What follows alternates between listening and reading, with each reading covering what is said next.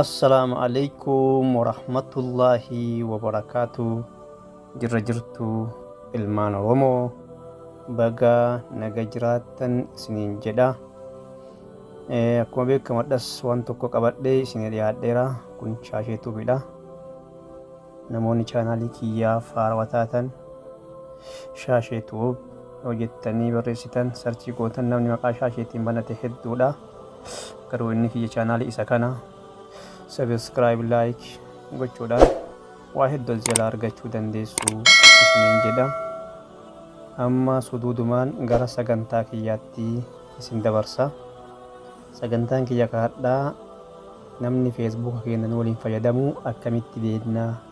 Facebook haa ta'u Messenger haa ta'u namni nu wajjin fayyadamaa jiraachuu akkamitti beekna isa jedhu jechaadha. Isinitti agarsiisa hanga xumuraatti na faana bu'aa na hordofaa isiniin jedha. Akkuma beekamu FB irra galla. FB isa kana FB kana irra gallee FB kana irra gallee as dhufna bakka sarara sadii kana dhufna. Sarara sadii kana irra dhufna. Asoo tuqnee as jala kana Setting in the privacy ka jedhu kanatu jira jechaadha. Setting in the privacy isa tuqna. Isa yoo tuqne ammas setting kana tuqna jecha setting ka jedhu kana. Achi booda qajeellotti na hordofa. Achi booda personal password in the security ka jedhu kana jecha. Password in the security ka jedhu kana tuqna. Isa kana hootuudhee asitti kun maqaa bilbila kiyyaati. Bilbila lama fayyadama Samsung Galaxy G7 fi Samsung Galaxy A52 isa kana jechaadha. Isaan lamaan kan isin agarsiisaa jechaadha.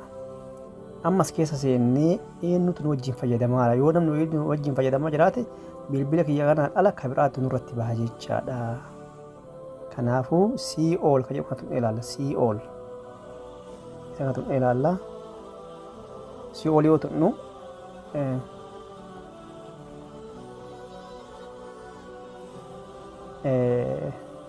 kun martinuu amma natu bilbila kiyyaa jecha kun maqaa bilbila kiyyaati. Hundi isaa maqaa bilbila kiyyaati jechaadha. Bilbilli nama bi'aana keessan jiru jecha. Samsung Galaxy G7 kiyyaa hundi isaa G7dha. Yeroo dheeraas fayyadamaa ture. Bilbila namaatiin illee se'anii akka tasaa seenee jira. Inni baasaan garuu bilbila namaatiin seenee hin beeku. Kana fakkaata jecha. Yoo bilbila namaa kan wajjin fayyadamas keessatti argine maqaa bilbila biraa Samsung Galaxy G7 kana ala ka biraa argine akkamitti ofirraa hadhaa isa jedhuu fi as tuqaa sarara sadii kana tuqna jecha. Sarara sadii kana as tuqna. Asit dhufee log out jedha kun asitti log out bakka tana tuqnee nama san keessaa baafna jechaadha. Yoo san ofirraa baafneera jechaadha. Asoo tuqne namni sun keessaa bahiraa jecha log out yoo goone. Bifa kanaanii qulqulleessinaa namni FB keenya akka waliin fayyadamu yoo ofirraa baasuu barbaanne log out kana tuqnee ofirraa baafna jechuudha.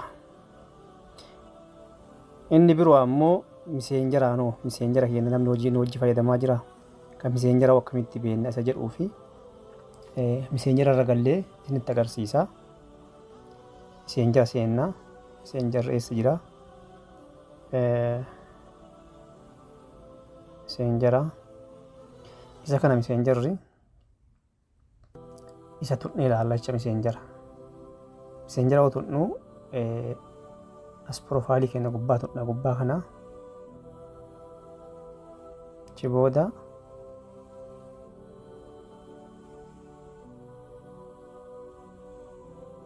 privacy kayak orang tu privacy kayak orang tu kajellu tena hordofaa.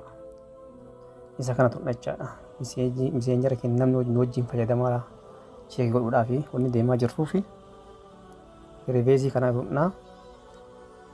Isa tuqna. Achi booda eessa dhaqna?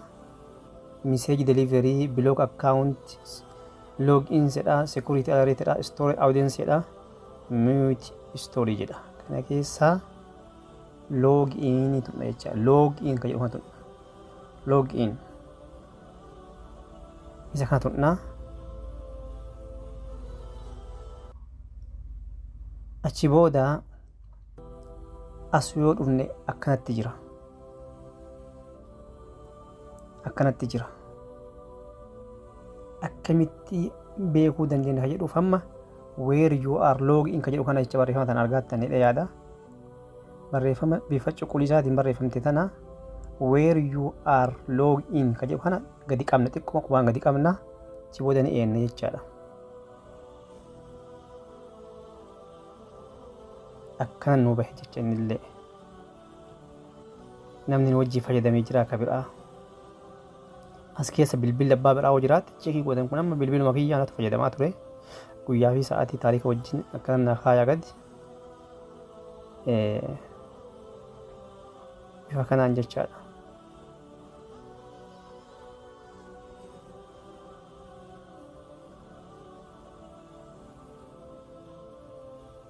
Jiru chana keessa bilbilli biraa Galaxy kiyya hundisaayyuu jechaadha.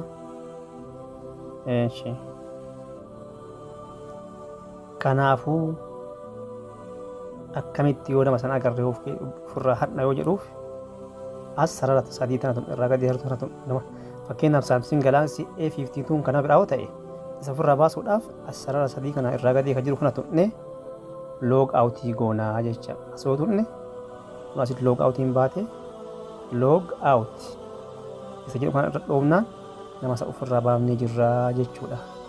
Bifa kanaani bilbila keenya qulqulleessuu dandeenya isiniin jedha. Inshallah yeroo biraa waan biraa qabadhee isinii dhiyaadha. Agasiifuu nagahaa fi fayyaadhaan naa turaa isiniin jedha. Galatooma.